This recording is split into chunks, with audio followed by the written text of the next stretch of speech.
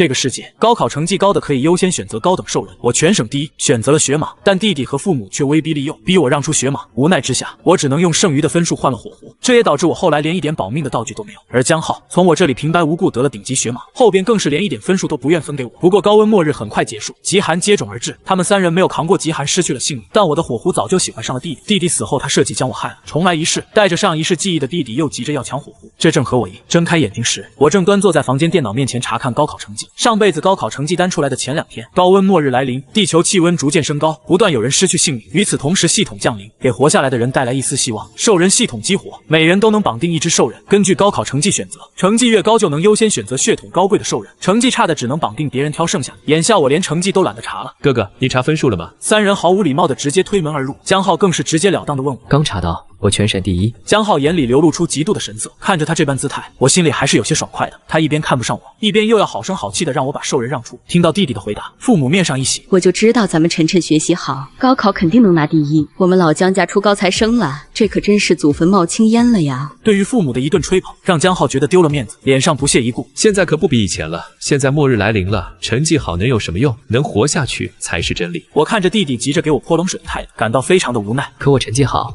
我有兽人的优先选择权啊，这不就能最大程度的保证我的生命了吗？江浩的脸色立马变得难看起来，他现在才突然反应过来，此时他来找我，可不是为了来找我麻烦的。江浩脸色变了又变，神色不自然的对着我说：“哥，你还没选兽人的吧？这不劳你操心吧。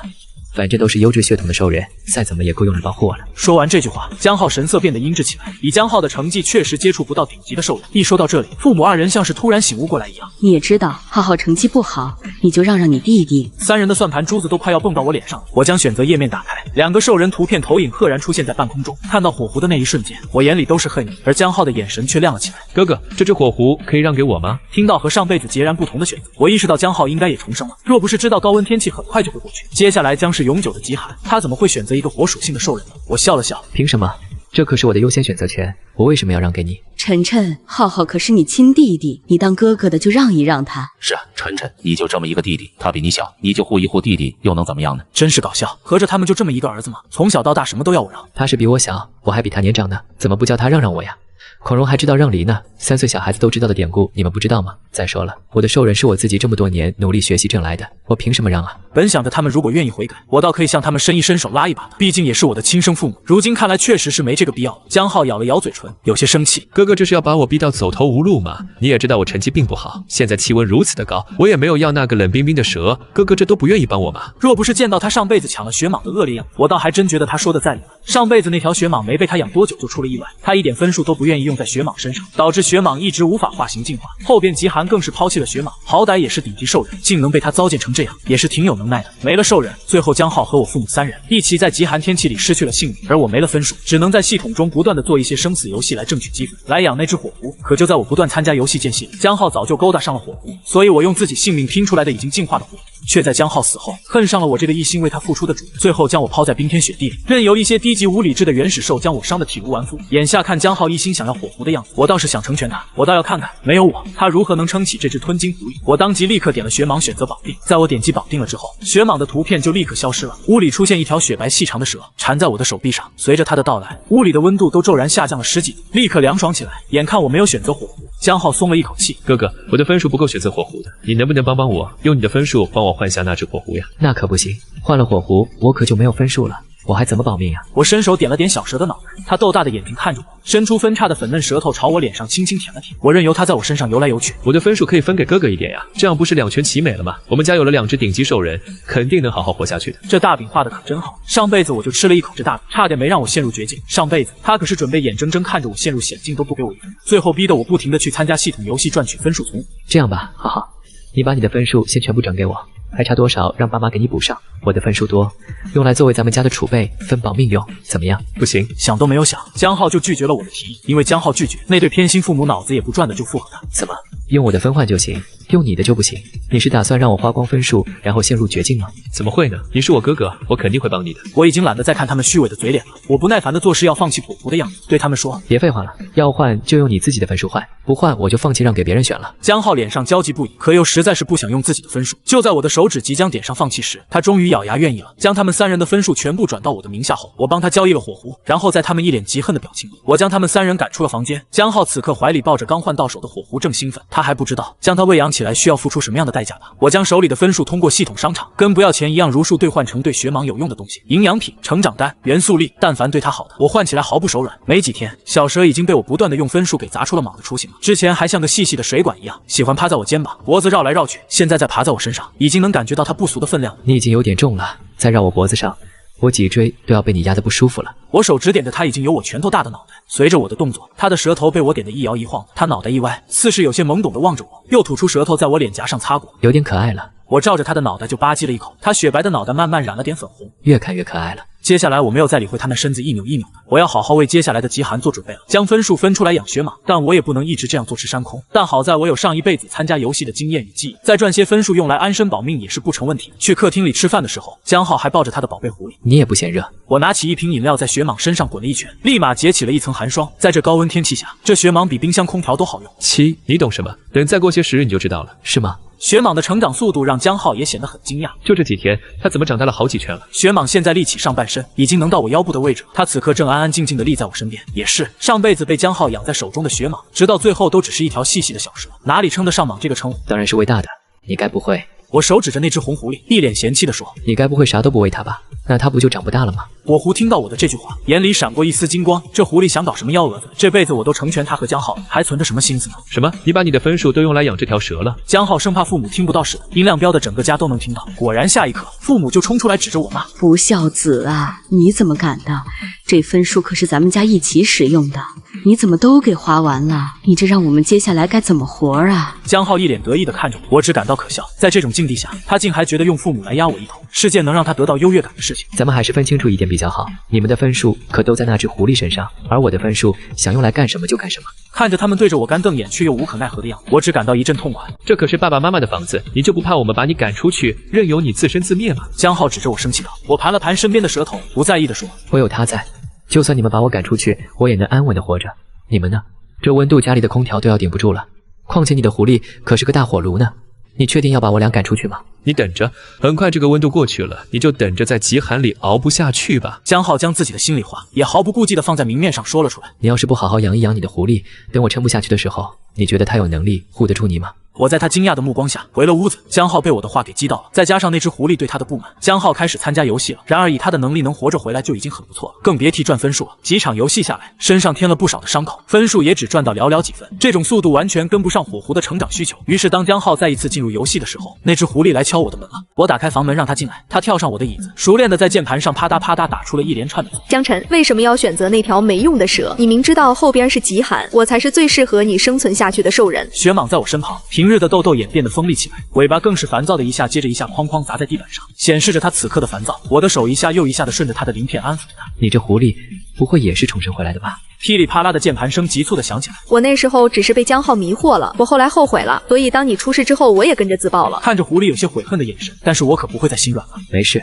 我已经找到适合我的兽人了，我也成全了你和江浩，你就老老实实和他契约吧。说完，不等那狐狸继续打字，一条雪白的蛇尾已经将它扫出了房门，顺带关上了房门上锁。一气呵成，还不等我摸上熟悉的蛇鳞时，一双手从背后搂住了我。与此同时，一道冰凉的呼吸打在了我的耳上。你上辈子选择了他吗？所以我不是你的第一选择吗？你是因为没得选了才选的我吗？一句句委屈的问话，带着一丝不易察觉的颤音，将我问懵住了。话醒了，我心头猛地一颤。上辈子他被江浩攥在手里，连口像样的养分都没得吃，还没来得及化形就耗尽了力量。我倒是真的从未见过他的人形模样，身后的怀抱冰凉却不刺骨，带着雪蟒独有的清冽气息。环在我腰上的手臂纤细却有力，指腹轻轻抵着我的腰侧，那细微的颤抖泄露了他此刻的不安。我能感觉到他的脑袋靠在我的肩窝，发丝柔软，蹭得我脖梗微微发痒。当然不是了。我回过神，抬手附上他环在我腰上的手，那双手肤若凝脂，指尖带着一点微凉的薄茧，想来是化形时筋骨重塑留下的痕迹。上辈子是因为你先被江浩给抢走了，他拿着我的分数强行绑定了你，我被他们逼得走投无路，实在是没得选了，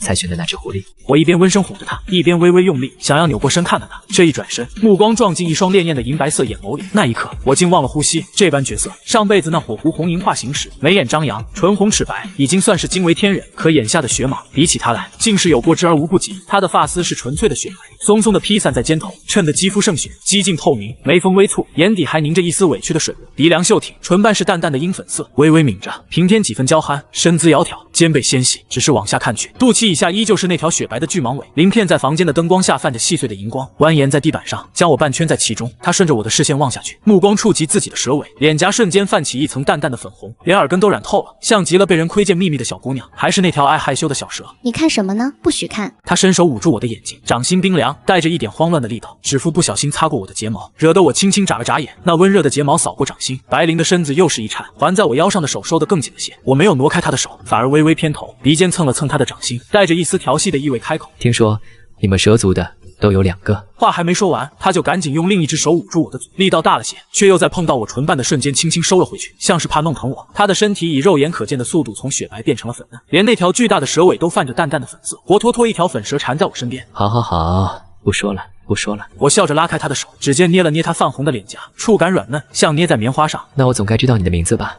总不能一直叫你雪蟒、小蛇的。他垂着眸，眼睫轻轻颤动，好半天才从唇间挤出2个字，声音细弱文锐，却清晰地落进我耳朵里。白灵。白灵，人如其名，像冬日里的一抹灵动白雪，干净又纯粹。白灵，我轻轻念了一遍这个名字，看着他的眼睛笑，很好听，以后我就叫你玲玲了。白灵的脸颊更红了，蛇尾轻轻缠上我的小腿，轻轻蹭了蹭，像只撒娇的小猫，没有反驳，算是应下了这个称呼。自那以后，我便将所有的心思都放在了白灵身上。系统商城里但凡对他修炼有帮助的东西，不管分数多高，我都眼都不眨的兑换。而白灵也愈发黏我，化形时便安安静静的待在我身边，要么靠在我肩头看我研究系统游戏的攻略，要么就用手指轻轻划过我的手背，玩着我的指尖。变回蟒形时，便缠在我的腰上，脑袋搁在我的肩头，安安静静的陪着我，偶尔吐出舌头舔舔我的脸颊，撒个娇。这边白灵被我养的能力一日千里，化形后的实力更是一日一个台阶，连周身的寒气都能收放自如，想暖就暖，想凉就凉，成了我的专属移动空调。那边江浩却是焦头烂额，红莹日日催着他去参加系统游戏赚分数，稍有怠慢便会对着他甩脸子，甚至会用狐火撩他的衣角，逼他出门。江浩本就不是什么有毅力的人，上辈子靠抢了我的血蟒才勉强活了一阵子，这辈子没了我的分数加持，仅凭他自己的能力，在系统游戏里也只能捡捡软柿子皮，遇上一点危险就慌不择路。几场游戏下来，身上的伤口层层叠叠，新伤复旧伤，赚来的那点分数还不够给红莹换一瓶最低级的火系元素液，更别提满足红莹日益增长的需求了。而我凭借着上辈子参加数百场游戏的经验与记忆，早就摸透了系统游戏的所有套路，哪些游戏分数高风险低，哪些游戏需要团队配合，哪些游戏有隐藏的加分道具，我都了如指掌。我开始带着白灵一起参加游戏，准确来说是白灵护着我，我为他谋划。每次进入游戏，白灵都寸步不离地跟在我身边，但凡有一点危险靠近，他便会瞬间画出蟒尾，将我护在身后。雪白的鳞片泛着寒光，一口冰雾喷出去，便能将冲过来的怪物冻成冰雕。而我则靠着对游戏的了解，带着他避开所有的陷阱，找到隐藏的宝箱，收割那些送分的小怪。每次游戏结束，都能赚得盆满钵满。只是每次我进入游戏，白灵都会格外急躁。在我进入游戏的那段时间里，他便守在我的房间里，不肯离开半步，要么化回蟒形，盘在我的椅子上，脑袋对着游戏入口的方向一动不动；要么化为人形，坐在床边，手指紧紧攥着我的枕头，眼底满是焦灼。直到看到我安然无恙的从游戏里出来，他悬着的心才会放下，立马冲过来抱住我，冰凉的脸颊贴在我的胸口，听着我的心跳，好半天才会恢复平日的温顺状态。有一次我参加了一场耗时稍长的寻宝游戏，出来时已是深夜，推开门就看到白灵化为人形坐在床边，眼眶微微泛红，眼下带着淡淡的青黑，显然是等了我许久，连觉都没睡。见我回来，他立马起身扑进我怀里，声音带着一丝哽咽：“晨晨，你怎么才回来？我以为你出事了。”我伸手抱住他，拍着他的背安抚：“我没事，就是找隐藏宝箱费了点时间。你看，赚了这么多分数。”我抬手调出系统面板，上面的分数数字翻了1倍还多。白灵却看都没看分数一眼，只是紧紧抱着我，冰凉的指尖抠着我的后背，像是怕我下一秒就消失了。那一夜，他化作蟒形，将我整个人圈在中间，脑袋搁在我的心口，安安静静的陪着我睡了一夜，蛇尾轻轻搭在我的腰上，带着一丝安心的力道。日子一天天过去，外边的天气慢慢恢复到了正常温度，大街上的人们都松了一口气，以为高温末日终于结束了，纷纷走出家门庆祝劫后余生，连系统里的游戏参与人数都少了许多。可只有我知道，这不过是暴风雨前的宁静。上辈子高温确实没持续多久，温度恢复正常后，所有人都放松了警惕，以为一切都回归了正轨。可没过多久，温度就开始以肉眼可见的速度下降，一天降个10几度，不过半个月，气温就跌到了0下，然后一路走低，最终变成了永久的极寒。世界被厚厚的冰雪覆盖，结上了一层厚厚的冰霜，城市里的水电全部中断，空调暖气成了摆设，街道里出现了许多失去理智的原始野兽。那些野兽适应了极寒天气，身形庞大，生性凶残，见人就发起攻击。上辈子我就是在一次外出寻找物资时，被这群野兽围住，而红莹却在一旁旁冷眼旁观。最终我被伤得体无完肤，我靠在窗边，望着外边熙熙攘攘的人群，眉头紧紧皱起，指尖无意识地敲着窗沿，眼底满是忧虑。白灵不知何时走到了我身后，伸出冰凉的手臂，从背后轻轻拥住我，下巴搁在我的肩头，声音温柔：晨晨，我知道你在担心什么，我会努力修炼的，你放心，我一定能保护好你，不让那些野兽靠近你半步。他的声音轻轻的，却带着无比坚定的力量，像一颗定心丸，让我慌乱的心瞬间安定了不少。我抬手附上他的手，轻轻捏了捏。我知道，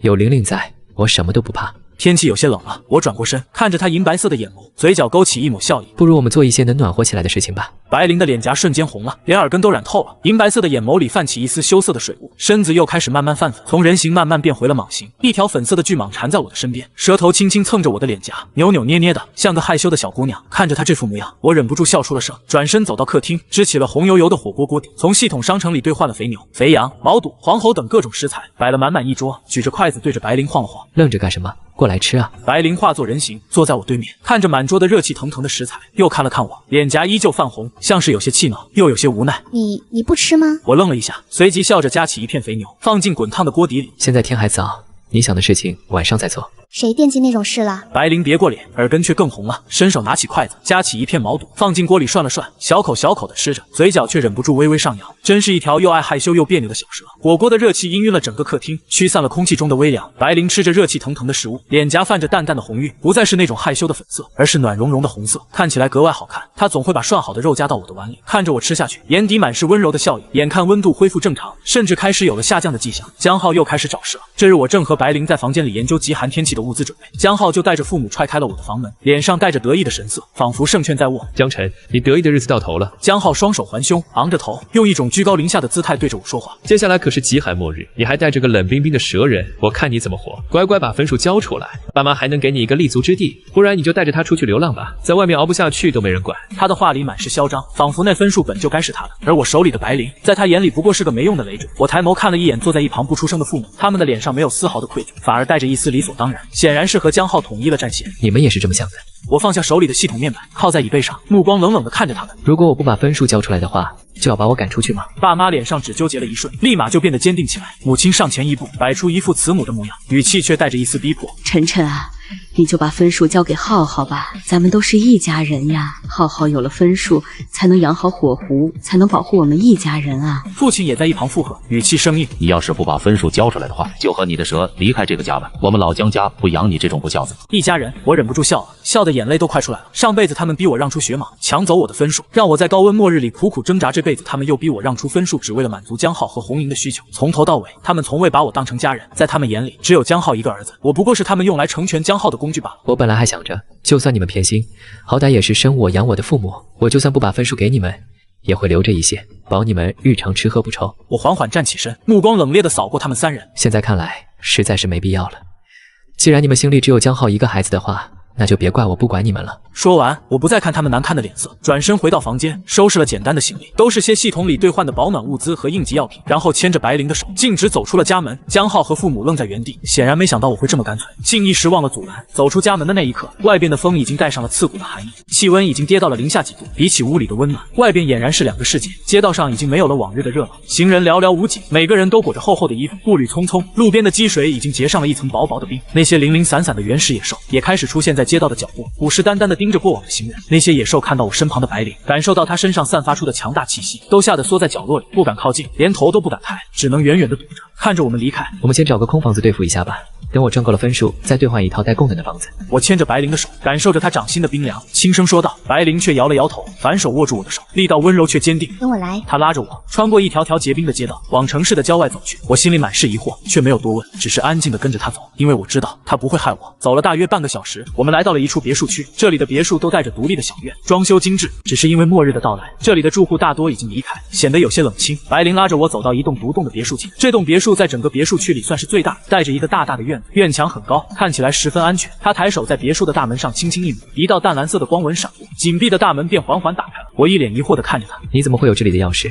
这是谁的房子？白灵的脸颊微微泛红，有些不好意思地挠了挠头，小声解释：可，这是我以前攒的积蓄，我修炼了上百年，攒了不少宝贝，也置办了这么一处房子，想着以后化形了，能有个自己的住处。后来这不被系统带走，当成绑定兽人了，这房子就一直空着。通过他的解释，我才知道系统给人类绑定的兽人都不是凭空出现的，而是之前就在这个世界上修炼了多年的精怪，只是被系统强行绑定，与人类建立契约，一荣俱荣，一损俱损。就这样，我正大光明的住进了白灵的婚房里。这栋别墅装修精致，设施齐全，还有独立的供暖系统，就算气温跌到零下几十度，也能保证屋里温暖如春。院子里还有一道隐藏的结界，寻常的野兽根本进不来。比起江浩他们住的那套房子，不知道好了多少倍。住进别墅后，我和白灵的日子过得安稳又惬意。我依旧带着白灵参加系统游戏赚分数，兑换各种极寒天气的物资和修炼资源。白灵的实力也在稳步提升，化形后的她不仅容貌愈发惊艳，实力也愈发强大。周身的寒气能冻住数米之外的东西，一拳下去能将厚厚的冰面砸出一个大坑。我本以为短时间内不会再见到江浩和红莹，却没想到我会在一场高难度的系统游戏里与他们遇上。这场游戏是系统推出的寻宝游戏，奖励丰厚，分数是普通游戏的10倍，只是危险系数也极高。游戏里不仅有凶残的原始野兽，还有各种致命的陷阱，稍不注意就会陷入险境。我本想着带着白灵来捞一笔，却没想到刚进入游戏的核心区域，就看到了江浩和红莹。江浩身上的衣服破破烂烂，脸上带着一道长长的伤口，还在渗着血，身上的寒气直冒，显然是在游戏里受了不少苦，连走路都有些踉跄。而他身边的红莹已经化为人形，红发张扬，眉眼桀骜，身上的衣服一尘不染，没有丝毫的伤口，甚至连一点寒气都没有。显然在游戏里，江浩一直在护着他，而他却从未出手保护过江浩。那个人我再熟悉不过，正是那只忘恩负义的火狐红莹。哟，离开了家，居然还能活到现在。红莹率先开口，语气里满是嘲讽，目光扫过我身边的白灵，眼底闪过一丝嫉妒，随即又落在我身上，带着一丝不屑。看来你这条蛇还有点用。我看着身上依旧带着伤的江浩，不由得皱起了眉。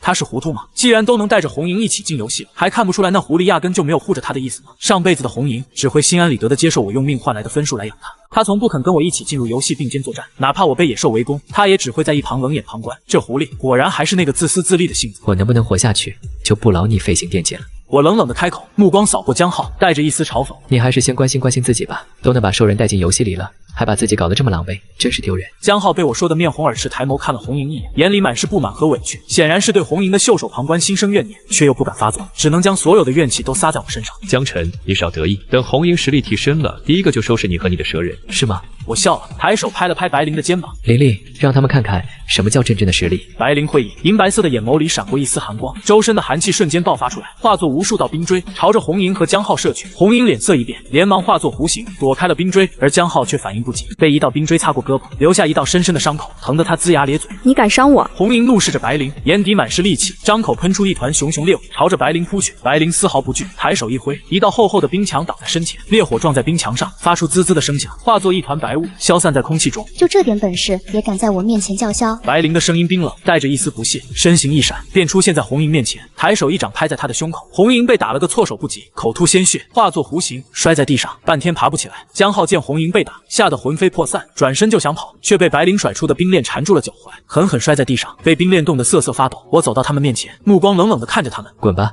别再让我看到你们，否则下次就不会这么轻易放过你们了。红莹看着我，眼里满是怨毒，却又忌惮白灵的实力，只能扶着江浩一瘸一拐地离开了游戏区域。看着他们狼狈的背影，我摇了摇头，不再理会，带着白灵继续在游戏里寻宝。凭借着我的攻略和白灵的实力，我们顺利找到了游戏里的隐藏宝箱，拿到了丰厚的奖励，分数翻了数倍。从那以后，我带着白灵一路披荆斩棘，没多久，手里的分数就积攒了不少，足够我们应对接下来的极寒末日，甚至还有剩余。与此同时，白灵开始为后边的极寒做准备。他本身是冰系兽人，天生就适应极寒天气，就算气温跌到零下几十度，他也毫发无损。可他却怕我撑不住那时的温度。尽管别墅里有独立的供暖系统，我也兑换了大量的保暖物资和加热道具，可白灵还是觉得不够。他竟做出了一个让我意想不到的决定，开始修习与他本身元素完全违背的火系功法。他想同时掌握冰系和火系能力，这样一来，既能用冰系能力保护我、抵御野兽，又能用火系能力为我取暖，让我在极寒里不受冻。可冰与火本就是相克的元素，白灵修炼了上百年的冰系功法，周身的经脉早已被冰系元素浸染，突然修习火系功法，无异于自寻险境。我第一次看到他修习火系功法时，整个人都吓傻了。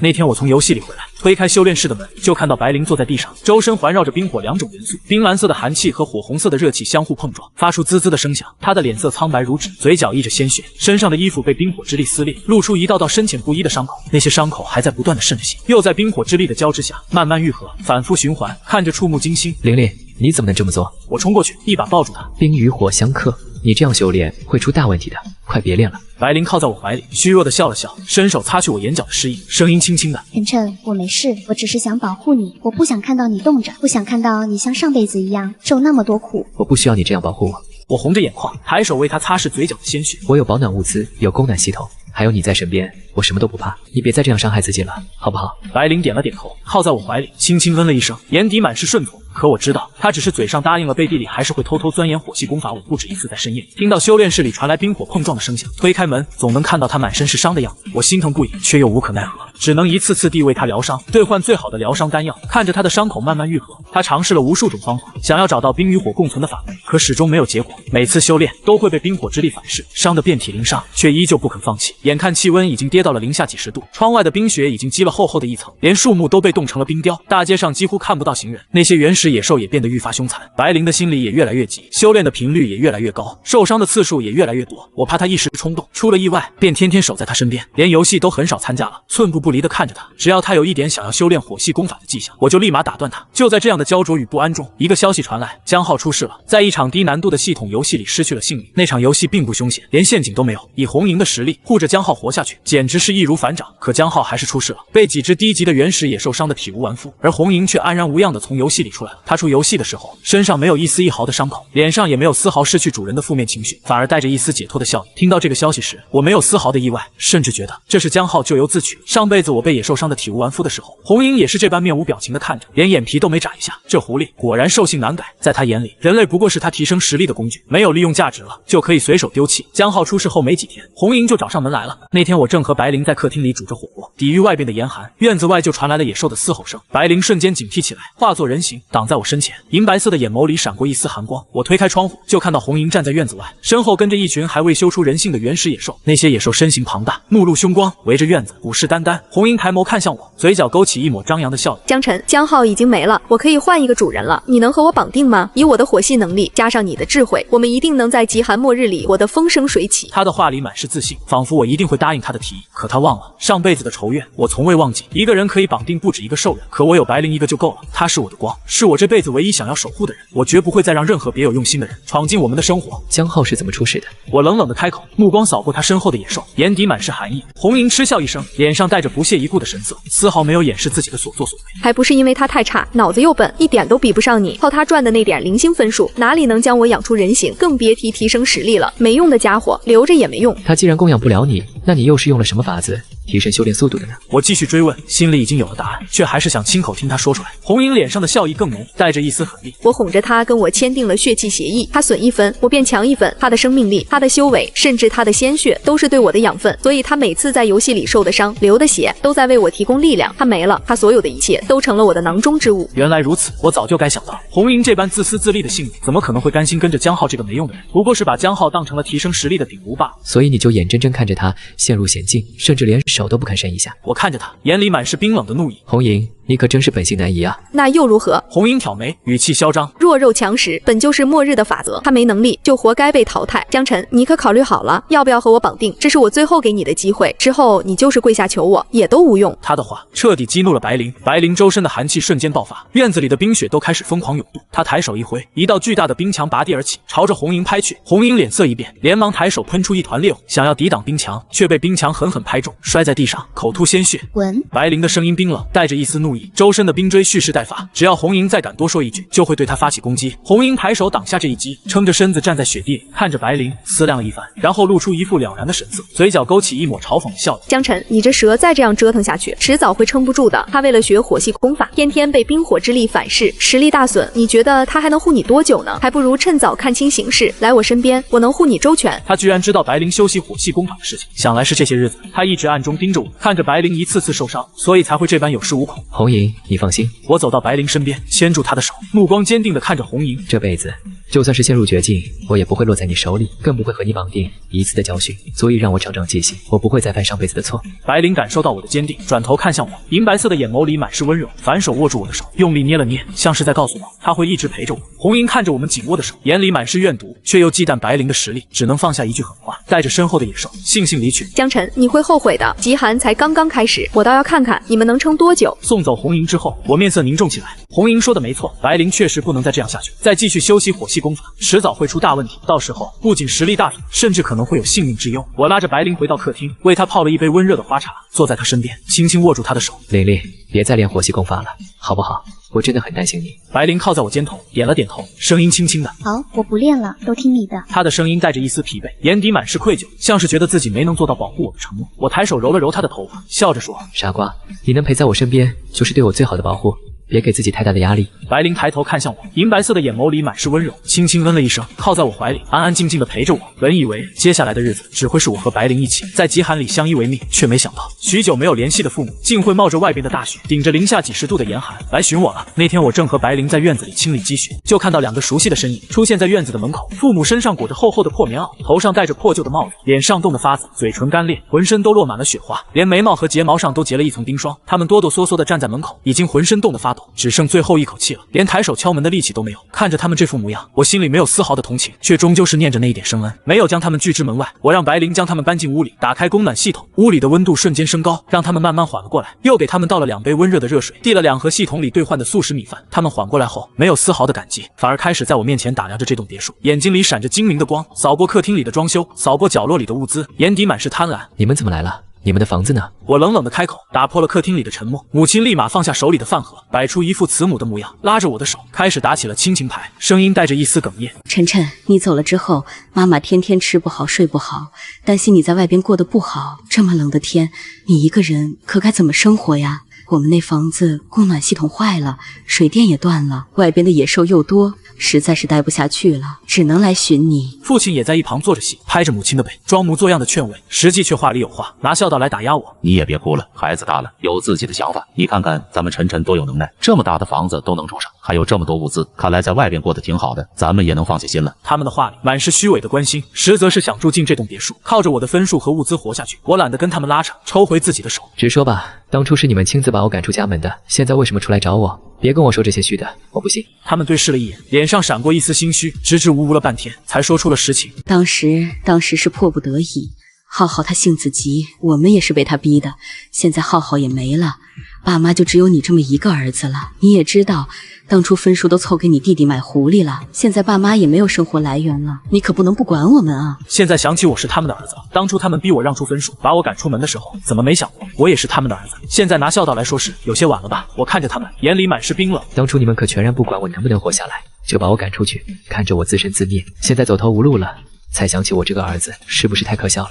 晨晨，我们知道错了，我们真的知道错了。母亲跪在地上，拉着我的裤腿，哭得撕心裂肺。你就原谅我们吧，我们以后一定好好对你，再也不偏心了。父亲也在一旁附和，不停的道歉，脸上满是悔恨的神色。可我知道，他们的道歉不过是逢场作戏，若不是走投无路，他们根本不会想起我。今天救你们2个一命，就已经算是还了你们对我的深恩。我冷冷的开口，挣开母亲的手。以后能不能活下去，各凭本事吧。这栋别墅不欢迎你们。说完，我不再看他们难看的脸色，转身就要上楼。不管他们在身后如何哭喊，如何道歉，我都没有回头。走到半途中，我停顿了一下，没有回头，只是淡淡的说了一句：我给过你们机会，当初离开家之前，我本来也想留着一些分数和物资，供养你们好好生活，是你们亲自放弃了我，怪不得别人。说完，我继续上楼，进了房间，关上了房门，将他们的哭喊隔绝在门外。冬天的夜晚总是格外的漆黑，窗外的风雪越来越大，呼啸的风声拍打着窗户，发出呜呜的声响。我靠在床头，看着窗外的冰雪，心里满是平静，却在深夜里听到了楼下客厅里传来的窸窸窣窣的说话声，声音压得很低，却还是透过门缝传进了我的耳朵里，是父母的声音。你说那只狐狸会不会骗我们啊？伤了那条蛇，真的能救回浩浩吗？父亲的声音带着一丝狠厉。不管是不是骗我们，只要能救回浩浩，我什么都愿意做。浩浩是我们唯一的儿子，他不能就这么没了。可我们哪里会是那条蛇的对手呢？那条蛇实力那么强，你懂什么？父亲的声音压低。天气这么冷，蛇类总是熬不过冬眠的天性的。我看这些日子，那条蛇的状态越来越差，想来是受了冰火之力的反噬，实力大损。再过些日子，它就会进入冬眠，到时候它虚弱无比，我们再动手，肯定能成功。那晨晨怎么办？他肯定会拦着我们的。母亲的声音带着一丝迟疑，父亲的声音瞬间变得冰冷，没有丝毫的温度。他要是还懂点事，乖乖配合我们，我就还认他是儿子，给他一口饭吃。他要是不懂事，想要拦着我们就好，那就别怪我对他不客气了。谁都不能阻止我救浩浩，哪怕是他也不行。对他不客气，这几个字像一把冰冷的刀，狠狠扎进我的心里。我早该想到，他们来找我根本不是为了投靠我，而是为了救回江浩。想来是红英离开后找到了他们，告诉他们伤了白灵，取了他的内丹就能救回江浩。而他们为了救回江浩，竟然不惜对我和白灵动手，甚至不惜对我下狠手。漆黑的楼道里，我静静地听着他们的盘算，心底最后一点对亲情的期待也彻底烟消云散。我转身退回了房间，轻轻盖上房门。房间里，白灵确实因为天气太过寒冷，再加上之前修习火系功法留下的后遗症，精神越发的不济了。他此刻化作了蟒形，巨大的雪白蟒身盘在房间中央的地毯上，鳞片的光泽都暗淡了不少，看起来十分疲惫。我走过去，坐在他的身体上，轻轻抚摸着他的鳞片。白灵缓缓松开身体，将我圈在中间，硕大的脑袋困顿地放在我的腿上，吐了吐舌头，轻轻蹭了蹭我的手心，像是在撒娇。我一下又一下地轻抚他额头上的鳞片，感受着他身上微弱的气息，心里下定了决心，谁都不能伤他，哪怕是我的亲生父母也不行。从第2日起，父母像是变了一个人一样，开始变得殷勤起来。他们不再提救回江浩的事情，也不再哭哭啼啼的道歉，而是默默地打扫家里的卫生，将别墅的里里外外都打扫得干干净净，还会用我兑换的食材做一些简单的饭菜，端到我的房间门口，说话的语气也变得贴心无比，一口一个沉沉，喊得格外亲热。一时间，他们竟真的像是宠爱孩子的慈爱父母，对我关怀备至。如果不是我已经知道了他们的计划，知道了他们心底的歹念，恐怕一时间也会被这种表面的亲情所迷惑，以为他们真的知道错了，真的想好好对我。可我只是冷眼看着他们为我忙前忙后，做着正常父母应该为孩子做的事情，心里没有丝毫的波澜。我知道他们这么做不过是为了麻痹我，让我放松警惕，等待白灵进入冬眠，然后对我们动手，只为了取白灵的内丹，救回江浩。这些日子，白灵的状态确实越来越差，精神也越来越萎靡，整日里大多时间都化作蟒形，盘在地毯上睡觉，化为人形的时间越来越短，偶尔化形也会脸色苍白，浑身无力，显然是冬眠的迹象越来越明显了。父母偷偷摸摸地观察着白灵的状态，时不时地趴在我的房间门口，听着房间里的动静，想要确定白灵是不是已经进入了冬眠。他们以为我没有发现，却不知他们的一举一动都在我的眼里。我的房间里能有什么动静？只有一条无精打采、快要进入冬眠的大蛇罢了。这日午后，我正坐在房间里为白灵擦拭鳞片，就听到门外传来了父母的脚步声，还有他们小声的交谈声。我不动声色，继续为白灵擦拭，却在他们准备开门的时候，率先开口：“爸妈，你们干什么呢？”他们被我突然的声音吓了一跳，连忙藏起手里的一把闪着寒光的刀，扭过身，脸上带着一丝心虚的笑意，看着站在他们身后的我。晨晨啊，你没去楼下吃饭吗？我们做了你爱吃的红烧肉。我瞥了一眼他们藏在身后的手，冷冷地说：“我吃好了。”你们在我房间门口干什么呢？手里藏的是什么？你们不去吃饭吗？我们吃过了，我们看你的兽人没有下楼吃饭，所以上来看看是怎么了。他没事，你们以后没事别来这个房间。看到我的态度，他们没说什么就下楼了。夜晚降临，我依旧躺在他圈起来的地毯上。房间外传来窸窸窣窣的声音，我坐起了身，眼看房间门缓缓被推开，蛇鳞泛着淡淡的荧光，映出他们手里反光的刀面。眼看我正端坐着等着他们，他们也就卸下了伪装。江晨，今天这条蛇必须被解决掉。浩浩是你的家人，你的亲弟弟，为了他，你也不能阻拦我们。是那只狐狸告诉你们，伤了白灵就能复活江浩的吗？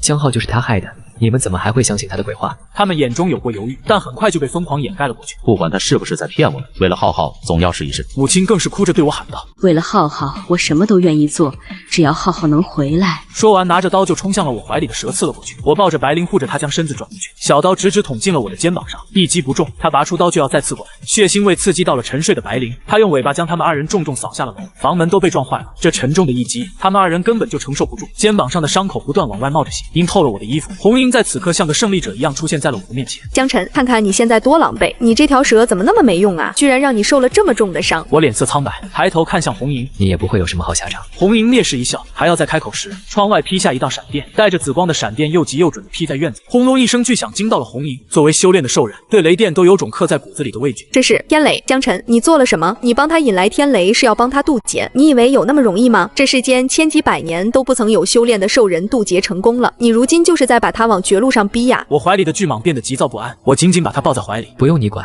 大不了咱们一起走，反正现在渡劫天雷已经被引来了，除了白灵，其他生物都会被这天雷波及。红英准备离开，结果发现离不开这个房间。你做了什么？用分数换了一些小道具罢了，比如结界。江晨，你就这么恨我，恨不得要让我消失吗？红莹，别太高看自己了，有爱才会有恨。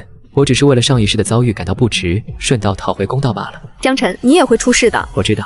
你以为这场天雷我是怎么引来的？这还要多亏你。上辈子最后关头，我得知了这场末日背后的真相。千百年来，没有一个渡劫成功的兽人，所以天道安排了这次末日大清洗。而在我最后时刻，与系统做了场交易，我重申帮他们成功渡劫一名兽人，这也算是天道留给这个世界的最后一次机会。如果不成功，这场末日将会带走所有的生命，重新孕育一批新生命。现在就是见证这场交易成败的时候。红英怒红着双眼看着我喊着：“疯子，你真是疯了！”我淡淡的看着他着急忙慌的样子，不停的攻击着结界，想想要脱身，但这全是无用之功。第一道雷劈下来，我用分数换来的道具给白灵挡下，一共9道天雷，我所有的分数也只够为他挡下7次。身旁的红莹可就没有这样好的待遇，一道雷电就差点让他打回原形。我倒要看看你能顶住多少道，说不定你扛过9道天雷，也一下子就能渡劫成功了呢。